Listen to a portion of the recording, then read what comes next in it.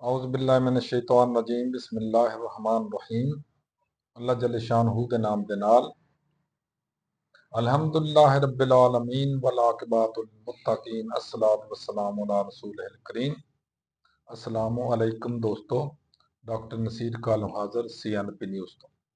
दोस्तों, अज मैं गल जिहड़ी करनी चाह रहा वो है साडा टॉपिक रोज़े, सौम। अरबी च सौम कहंदे ने, अंग्रेजी फास्टिंग कहंदे ने, ते उर्दू च साडे रोज़े।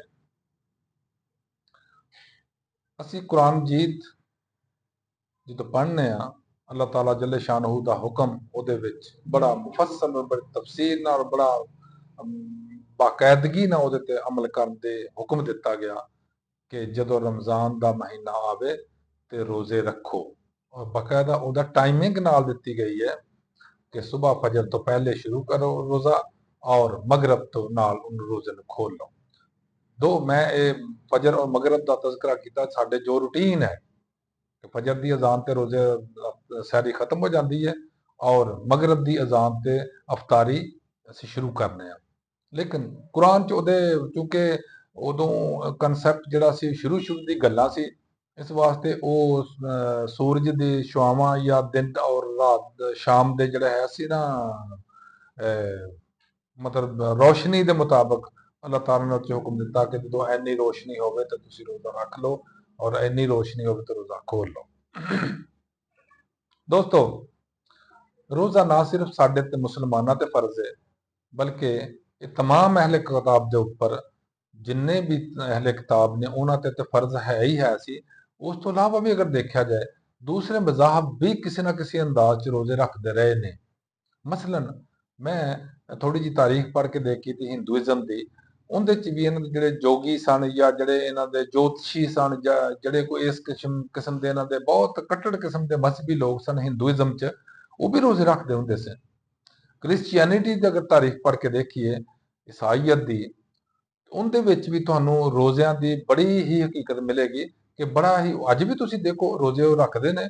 दो साडी निस्बत वो कम लोग रोजे रखते हैं क्योंकि उन्होंने रोजे लंबे ने। साडे है ने तकरीबन 12 तो 16-17 घंटे तक, लेकिन उन्होंने दे रोजे थोड़े जे लंबे होंदे ने। इस वास्ते उन्हां च जिहड़ी है ना रोजेदारां दी तादाद वो भी कदरे कम हो जाती है।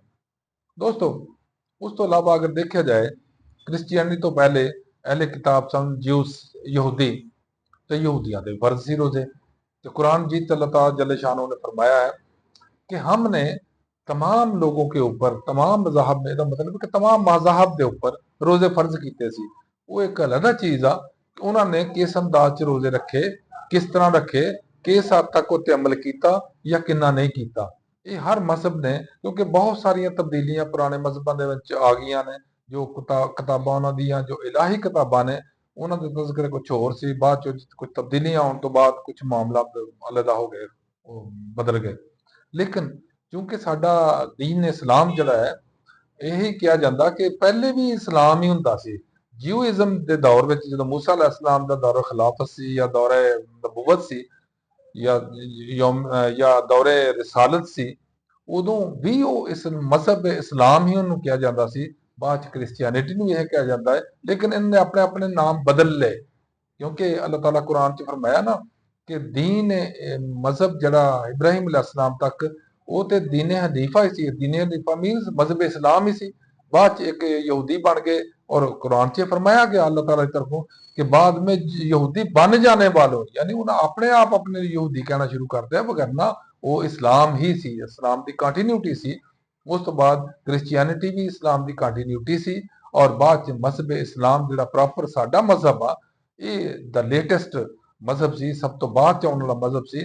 और अल्लाह ताला जल्ले शानहू ने कुरान जी च या साडी किताब विच या अपनी किताब के अंदर किसी भी तब्दीली या किसी भी किस्म की कोई उहदे च खामी ना आने की जिम्मेदारी ली अल्लाह ताला जल्ले शानहू ने।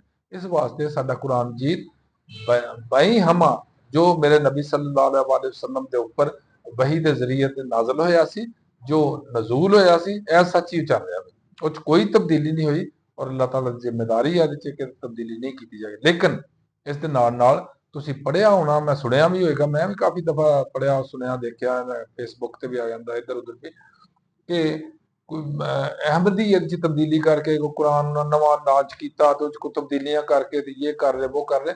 ਲੇਕਿਨ ਬਹਰਹਾਲ ਉਹ ਇੱਕ ਇਨਸਾਨੀ ਕੋਸ਼ਿਸ਼ ਤੇ ਬਹਰਹਾਲ ਕਰਦੇ ਹੀ ਰਹਿੰਦੇ ਨੇ ਲੋਕ, ਹੈ ਗਲਤ ਆ, ਕਿਉਂਕਿ ਸਾਡਾ ਦੀਨ ਜਿਹੜਾ ਜਾਂ ਸਾਡਾ ਜਿਹੜਾ ਕਾਨੂੰਨ ਆ, ਆਈਨ ਆ, ਉਹਦੇ ਤਹਿਤ ਉਹ ਮੁਸਲਿਮ ਨਹੀਂ ਹੈ। ਲਿਹਾਜ਼ਾ ਅਸੀਂ ਉਹਨਾਂ ਦਾ ਜਿਹੜਾ ਤਜਦੀਦ ਕਰਦਾ ਵਾ ਜਾਂ ਤਬਦੀਲ ਕਰਦਾ ਵਾ, ਜੋ ਉਹ ਪੜ੍ਹਦੇ ਨੇ ਜਾਂ ਜੋ ਤਜ਼ਕਰਾ ਕਰਦੇ ਨੇ, ਅਸੀਂ ਉਹਦੇ ਤੇ ਬਿਲੀਫ ਤੇ ਨਹੀਂ ਕਰਦੇ ਨਾ। ਸਾਡਾ ਤੇ ਈਮਾਨ ਮੇਰੇ ਉਸੇ ਕੁਰਾਨ ਮਜੀਦ ਤੇ ਹੈ ਜੋ ਮੇਰੇ ਅੱਲਾਹ ਤਾला जल शानहू ने बाई हमा मेरे प्यारे नबी सल्लल्लाहु अलैहि वसल्लम के ऊपर नाज़िल फरमाया, और जो बाद च सहाबा इकराम ने इकट्ठा करके उन्होंने कुरान की सूरत च जमा किया और उसकी तस्दीक शुदा नकूल बाद च मुख्तलिफ जगह के उत्ते पहुंचाई गई। असी उन्होंने कुरान मजीद, फरकान हमीद, अल्लाह का कलाम, नबी सल्लल्लाहु अलैहि वसल्लम के फरमोदात समझ के उनको पढ़ने भी आ बतौर सवाब, बतौर इबादत और बतौर एक अपने लाया है अमल जिंदगी का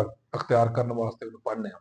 दोस्तों ਤੁਸੀਂ ਦੇਖਿਆ ਹੋਏਗਾ ਅਕਸਰ ਕਿ ਅੱਜ ਵੀ ਸਾਡੇ, ਕਿਉਂਕਿ ਸਾਡੇ ਯਹੂਦੀ ਕੋਈ ਨਹੀਂ ਹੈ ਸਾਡੇ ਵਿੱਚ, ਇਸ ਵਾਸਤੇ ਸਾਨੂੰ ਉਹਨਾਂ ਦੇ ਮੁਤਲਕ ਬਹੁਤ ਜ਼ਿਆਦਾ ਪਤਾ ਨਹੀਂ ਹੈ। ਲੇਕਿਨ ਈਸਾਈ ਚੂੰਕਿ ਸਾਡੇ 'ਚ ਮੌਜੂਦ ਨੇ, ਤੁਸੀਂ ਦੇਖੋ ਉਹਨਾਂ ਦਾ ਵੀ ਰੋਜ਼ੇ ਸ਼ੁਰੂ ਹੋਏ ਨੇ, ਲੇਕਿਨ ਉਹਨਾਂ ਦੇ ਰੋਜ਼ੇ ਥੋੜੇ ਜਿਹੇ ਮੁਸ਼ਕਲ ਹੁੰਦੇ ਨੇ, ਸਾਡੇ ਥੋੜੇ ਜਿਹੇ ਲੰਬੇ ਹੁੰਦੇ ਨੇ। ਲੇਕਿਨ ਉਹਨਾਂ ਨੂੰ ਇੱਕ ਛੁੱਟੀ ਆਉਂਦੀ, ਹਰ ਇਤਵਾਰ ਦੀ ਛੁੱਟੀ ਕਰ ਲੈਂਦੇ ਆ। ਇਹ ਬੱਲਾ ਆਲਮ ਅੱਲਾ ਹੀ ਜਾਣਦਾ ਕਿ ਇਹ ਕੁਰਾਨ ਸਾਡੇ ਕੁਰਾਨ 'ਚ ਤੇ ਕਹਿੰਦੇ ਲਗਾਤਾਰ ਰੋਜ਼ੇ ਰੱਖਣੇ ਆ, ਲੇਕਿਨ ਉਹ ਸ਼ਾਇਦ ਸਮਝਦੇ ਨੇ ਜਾਂ ਵਾਕਈ ਉਹਨਾਂ ਨੂੰ ਇਹ ਰਾਇਤ ਹਾਸਲ ਆ ਕਿ ਉਹ ਇਤਵਾਰ ਦਾ ਵਿੱਚ ਵਕਫਾ ਕਰਦੇ ਨੇ ਜਾਂ ਇਤਵਾਰ ਦੀ ਛੁੱਟੀ ਕਰਨ ਦੇ ਰੋਜ਼ਾ ਨਹੀਂ ਰੱਖਣਾ, ਪਾਬੰਦੀ ਨਹੀਂ ਆਉਣਾ ਤੇ।